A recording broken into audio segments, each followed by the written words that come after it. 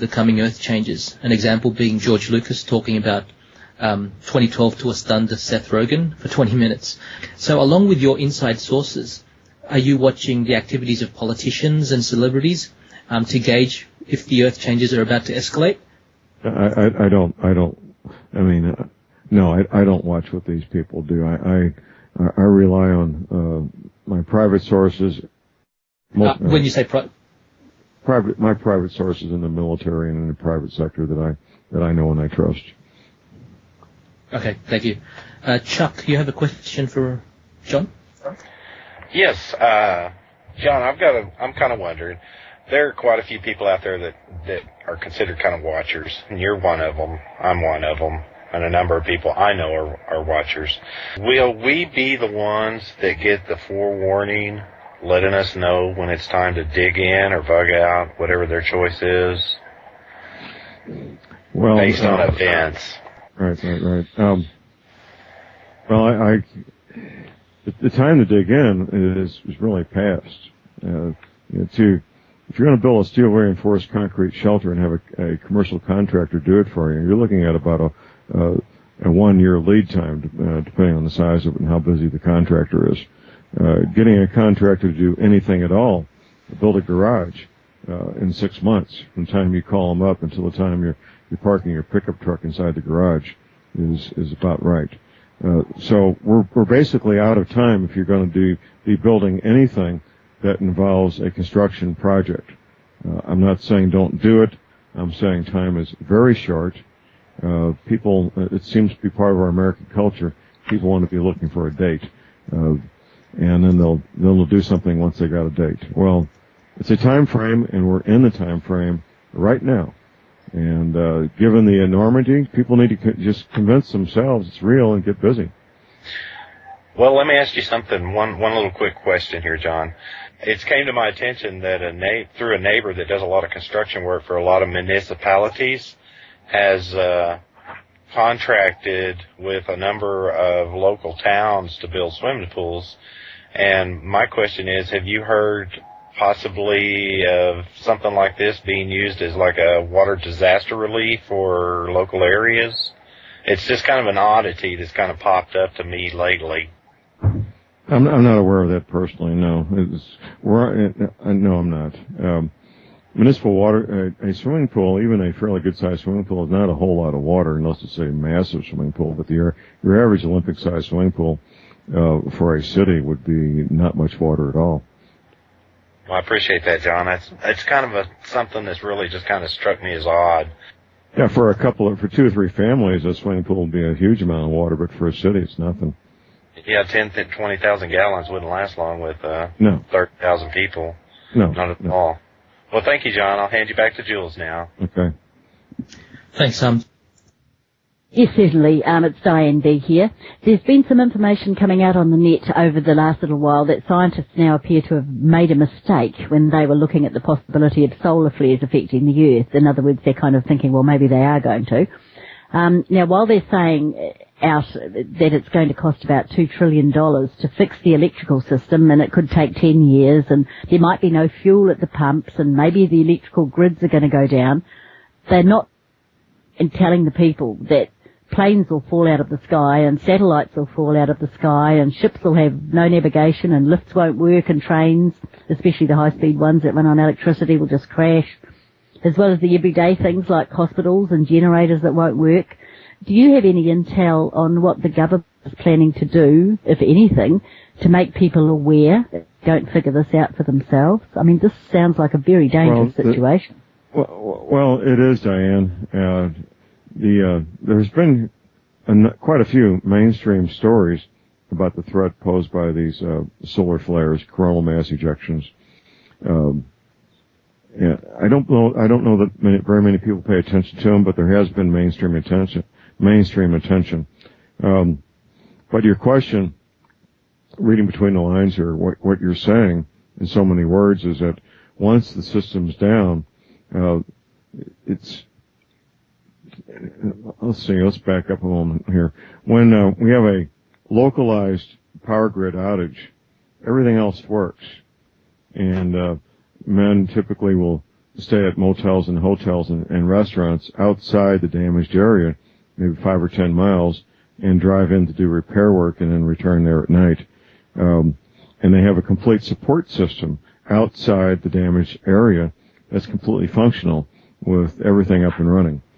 When everything's down, then what we need to work to do the repairs is broken itself. And that's it's hard to comprehend that situation, but when everything is broken, what you need to do the repairs is broken. So it's a systematic situation where we've got everything we use took decades to put in place, many decades to create, and it was created a step at a time with one thing building on top of the other. When it all goes down at once, we'll be starting from scratch, and we won't have the necessary tools to repair what's broken because they'll be broken also. Exactly. I hope that makes sense. Well, it does, but I mean, the thing that really concerned me is the fact that there's a lot of things that are going to happen that people should be told about, in my opinion, anyway, about flying and trains and... Well, train, a train will probably just coast to a stop. Airplanes get hit by lightning all the time and don't fall out of the sky. A direct hit from lightning is a massive source of energy. But the airplane is not grounded, and typically they take very little damage and they don't crash. So I'm not aware of any aircraft crashing from a lightning strike. So I don't know that that's that much of an issue. Trains go ahead. Control of everything. It's the electrical, computerized control of vehicles, planes that was taken out by a solar flare CME. Right. Well, there's a lot of controversy about what a CME can do and what it cannot do, and it may come down to what's grounded and what's not grounded. Electricity has to pass on through before it can do damage, there's some belief that a lot of things that aren't grounded, like vehicles sitting on top of rubber tires, for example, may not take as much damage as we initially thought. What happens is beyond our control anyway. But getting back to your original question, a good analogy might be, if your automobile needs to be repaired, you take it to the shop and get it fixed. Well, what if the shop is broken and not fixable? And that's what we're looking at, is the shop will be broken. I'm not talking about just cars and trucks here, but everything. Our entire infrastructure is at risk, and what we need to make the repairs won't work either. Yeah, it's really going to affect an awful lot of people, and there's going to be a lot of people that are going to be totally... Well, we'll go back to the 1890s without the infrastructure of the 1890s. Anything with an internal combustion engine is at risk, which means basically everything, everything electronic and everything with a modern internal combustion engine. In the 1890s, we had no electricity, we had no internal combustion engines. We had a complete working infrastructure using steam engines and horsepower and people power. That's all gone. What's left is pretty much in museums. So going back to the 1890s without that infrastructure would be a hardship beyond belief. Yes. Good idea to be prepared. Thank you very much, John. That's amazing. Thank you. You're welcome. Thank you, John. John is from the libertyman.com. John, the next question we have is, there are currently a lot of news and reports of two suns currently circulating in the alternative media from China to Sri Lanka and to Holland. What do you think of all these reports? I got my friend Lucas. You need to interview Lucas, by the way. I can give you his contact information. He sent me a video from China TV about the two suns. I forwarded it to my friend who grew up in China, and she translated for me. Apparently, it was a mirage from a lake. Now, obviously, if there was two suns in China, you could see two suns anywhere on the planet. So that's what's going on. These are optical illusions, mirages. The Chinese think it was a bad omen that they could see two suns. However, there are mainstream stories that we will wake up one morning this year and see two suns in the sky, attributing that to the star Betelgeuse, not spelled the same way as the movie, exploding, going nova, as they say. I talked to Professor McCanny about this. He says typically when a star goes nova and explodes, you can see it anywhere from a few days to maybe 3 weeks. 4 weeks is kind of pushing the limit to be able to see a star that's exploded. The mainstream news stories say we'll be able to see this exploding star as two suns for several months, 3 or 4 months. Professor McCanny agrees with me that this may very well be a cover story for the 10th planet to give people something to believe and not be fearful when they see it. Okay, thank you. Chuck, do you have a follow-up question, please? Yes, sir. I've got a question that's kind of nagged on me for a number of years, John, and getting heavier every day. Your opinion on chemtrails, do you think they are to shield us from, like, gamma rays that are coming into Earth, UV rays? More and more that makes sense, Chuck, than anything else. The people spraying these chemtrails, they have children and spouses. Yes, exactly. And cousins and aunts and uncles underneath this stuff, breathing this stuff. I'm not sure you could convince people to do something harmful to the ones that they care and love. Barium is well known in the medical business to absorb radiation. If you're going to be taking an X-ray, they fill you up with barium, don't they? Yes, sir.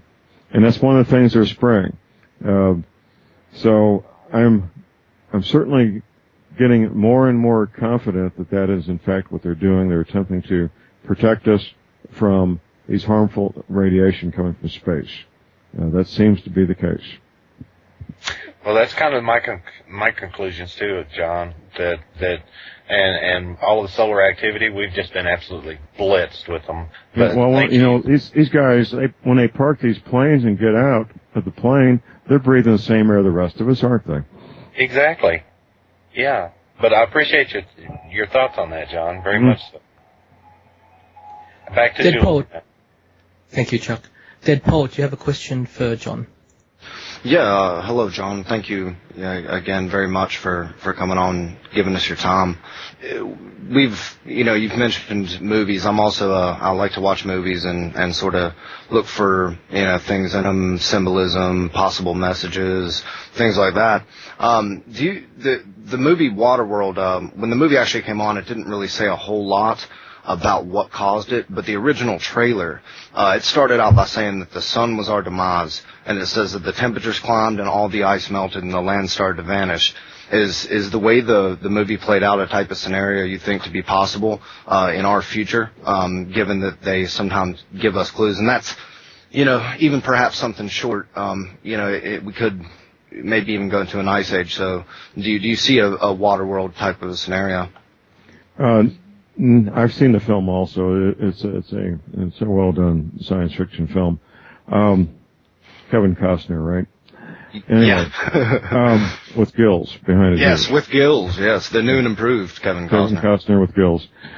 I don't see that precise scenario being played out. If all the ice in the Antarctic melted and all the ice in Greenland, which is the two main sources of non-floating ice, if they all melted, the ocean levels would come up substantially, but it would not inundate all the land masses on the planet. There's not enough water to do that.